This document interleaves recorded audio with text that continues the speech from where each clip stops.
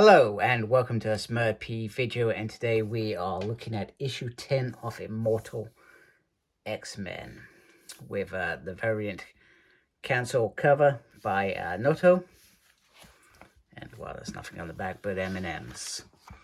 So let's get in it. So we have Mr. Sinister. He's just killed a majority of the council, and he is on the run. He's waking up Warrior 7 because he's basically terrified of going back before Judgment Day. He doesn't want to suffer that again. But he's also concerned that he's sort of trapped in this loop of killing, surviving. It's like, how does he get past this this suspicion over him and this other Sinister? He cannot. So pretty much we have Hope's body being brought through to the tree that I'm just going to call it a tree of life because I can't remember what it's called, and they're picking up the pieces after being blown to smithereens, and you can see the 4 left out of the 5 that create this bond to bring mutants back to life. And then we get this story in the background throughout the whole story, and it is, I'm going to tell you now, it's Professor Xavier telling this sort of story. So he begins with suspicious. People should be suspicious of me. And he says, let me explain. And then he talks about his dream, Xavier's dream. And it's not a 5-year plan. It's a dream that is hard to exist. And he didn't create this X-Men to deliver this dream. That's not why he did it. They were just created to ensure that there was a world where this dream could perhaps come true, sort of thing. And it says, yes, they're sworn to protect a world that hates and fears them. But protect it from who? That's the question. So too late for second thoughts. This written by Kieron Gillen. He's on the writing. Lucas Werneck is on the art. David Corral is on the colors. VC's Clan Cows is on the letters. Tom Muller and Jay Bowen are on design. And Phil Noto did that wonderful variant cover, which I'm so very fond of. Now, issue 10 at present seems to be the last issue before Sins of Sinister, which is this event that's about to, well, it's actually kicked off. I got the first issue arrived, haven't read it yet. Very excited to read it and very excited to share, run through it, and obviously share any thoughts that I can with you guys as well. But this seemed, I'm not sure if this is the end of this series and whether it would just start up again after the aftermath of what that is.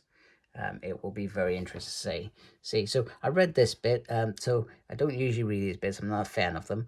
But it's Henry McCoy talking about 3 important moments. One is every time they bring somebody back, they get a fresh source of DNA. And eventually at some point they'll be able to move away from Sinister and his databases. And Cerebro, the cradles are a very strong part, but he feels that they could be rebuilt. Now, the bit that seems to be tricky is the 5 that recreate mutants and bring them all back to life. So the death of certain ones, they can bring them back. However, Hope seems to be an anomaly, and so it's up to Mimic or Sync to do it. For Calvin, it's clear too much pressure, he bottles out. However, Cinch is a top man these days, especially with the X-Men, and he's going to do it. He's willing to see the bite. He's willing to get as close as possible so he can siphon off Hope's powers and start bringing back these mutants, which is great. And they start coming out. It's nice to, and I always found it weird.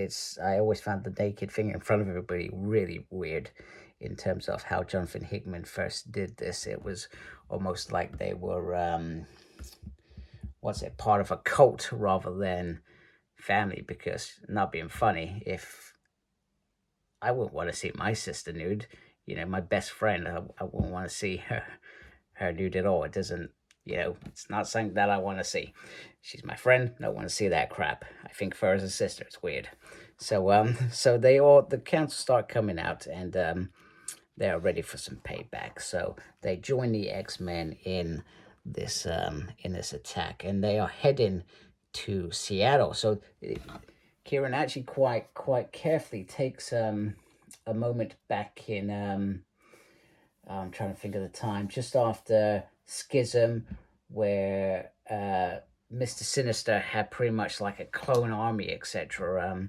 And it's great that they go back here, because um, to a time which Sinister was pretty strong, and the Phoenix ended up destroying him. And I actually really loved that run. I'm trying to figure this is gonna bug me. I can't think of the writer's name right now, but it was did they call themselves the Extermination? I can't remember. But they were like big hitters. It was almost like the time the Avengers. Iron Man had like Mighty Avengers. He had all the strong. It was similar to that. I wasn't a big fan of that, but there were some great characters on it. You had Namor on there. You had Hope on it. It was a really good team. I think Storm was there as well, if I remember correctly. So they get there. It's in a bad state, and they look ready to do it again. So in the background, Sinister is trying to power up his system to make whatever changes. So he releases certain creatures. So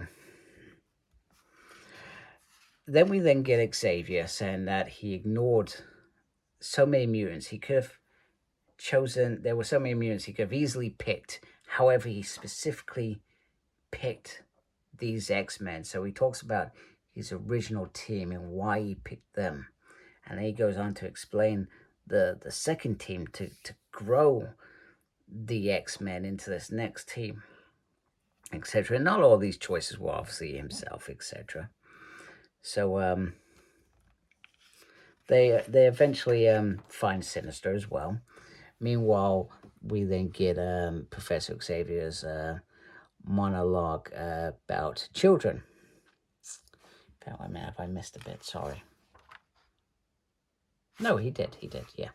So, just in terms of people, he picked the right people that he felt could do the job in terms of X-Men, who needed it just as much as he probably needed it as well.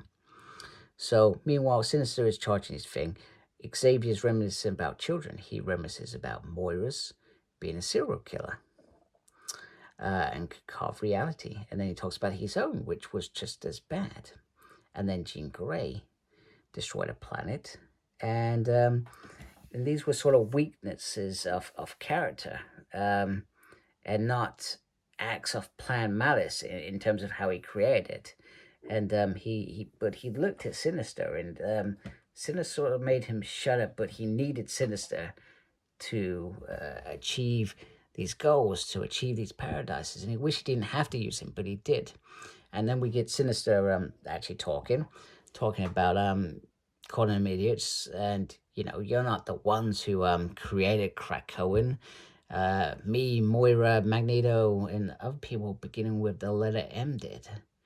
And he says, Apocalypse, he fancies name kind of looks like an M if you squint. I'm not sure what that means. That's going to mean something later on. I'm sure of it. I'm pretty sure of it. So, Sinister's great plan isn't to reset this time. It is to escape. He escapes in what looks like a sinister blackbird, so to speak. However, you know, it is what it is. Then he talks about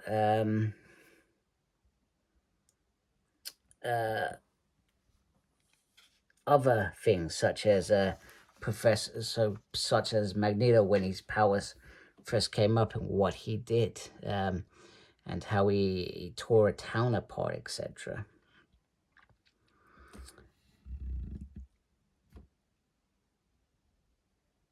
So Sinister has crashed. Sinister is down, and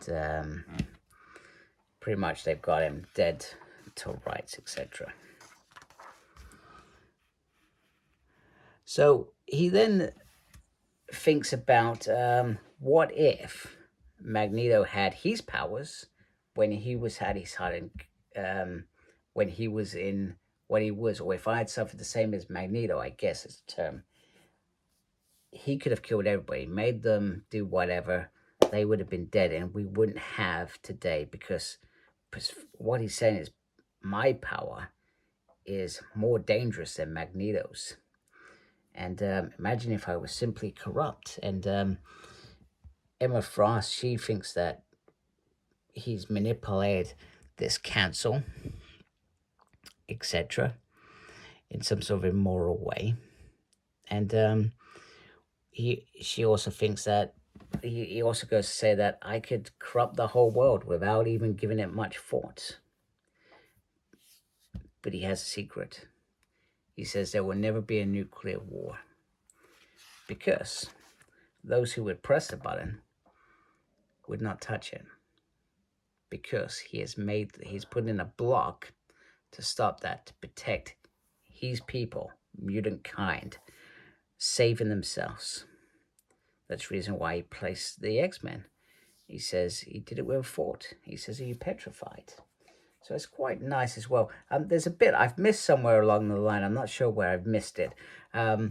He talks about fathers as well, how he's a father to mankind, and he's had lots of bad parents, because he did have lots of bad parents, but he thinks that he's been hopefully a better parent. So Sinister is sent to the world of hell. Destiny says we need to get out, Mystique. We need to get out now. She knows what is coming, and we will find that out in just a minute. By the way, we're not far away from the end. Xavier says, this is a whole wake-up call. We let a monster in, and we need to make a better world, a kinder Krakoa without Sinister. And Kurt's like at loss. So even though they've tried to bring in these enemies, they sort of always knew that it wasn't gonna go the way that they wanted it. And if you notice, they've slowly, in some ways, got rid of some of the big enemies, some that they couldn't control. They had their own agenda. So if you think about, since they had his own agenda, they've now got Sinister gone. Apocalypse also had his own agenda, but don't get me wrong, I feel Apocalypse was slightly different. I think he wanted this. He actually believed in this world, this mutant kind universe. So, but his place after X of Swords was with Arico, but you wonder if that was manipulated as well. It would be interesting to see if that was to make him go with his wife, or maybe that was genuine. But you see some of the big hitters are slowly going from the bad guys, so to speak, and maybe that's the whole reason. Now, he says that the thing you need to understand, he will never be a victim. He chooses to let them persecute him. He's a martyr. So he makes people suspicious of him without delivering on it, or so they think. He says he hopes he succeeded. He's far from a perfect person. And if his power got into the hands of somebody very evil, it could go terribly wrong. Now, before I move on to the big final page, which even though I thought could be the case, still an absolute shock. I wanted to go back because I missed another bit during these writings where he refers to mutants similar to people that have been discriminated, etc. When they come out. So let's say, for example, if you come out as gay to your parents and your parents reject you or hate you, etc. He says that's sort of like that for some of the mutants. They've come out and they've been persecuted and treated badly as such. And that was always the great thing about the X-Men. They were on that line. They were persecuted for being different, like most people in this world today. So we hope that changes with time. We really do. I certainly do, you know. I hope people can live and be whoever they want to be. You know, we should all be whoever we want to be, what our cultures are, how we want to live our lives, whether we like males or females, etc., that sort of thing.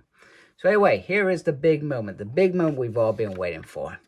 Yes, that's right. Meet Mr. Sinister. And the end says it would be a disaster. Neither species could survive. So this is the reason why he's worn his helmet, because he has been, I guess, Mr. Sinister all the time. And I'm hoping in Sins of Sinister this will expand, but this is the reason why he's worn it. At some point, Sinister has manipulated the system. Was it when he died in X-Force? Did Sinister make that happen? We'll find out, I guess. It's going to be very, very interesting. But I remember in the early days, there was a lot of speculation about Professor Xavier. I can't remember where it was, but I certainly remember somebody saying, and I thought, you know what, that would be so damn cool that Sinister create all this so he can manipulate it and control it. And, you know, it seems like that's happened somewhere. The leader of the Quiet Council is Mr. Sinister. And the other thing I forgot, Magneto's also gone. He's gone to Erico or Mars, whatever you want to call it. So he's off-world, not part of this Krakoa. So these manipulations, I think, have been happening for a long time. And I'm looking forward to see, I hope that is shown, because that makes me very, very happy when things are shown. Hey, do you know what? This is why it was what it was, this happened, which triggered this.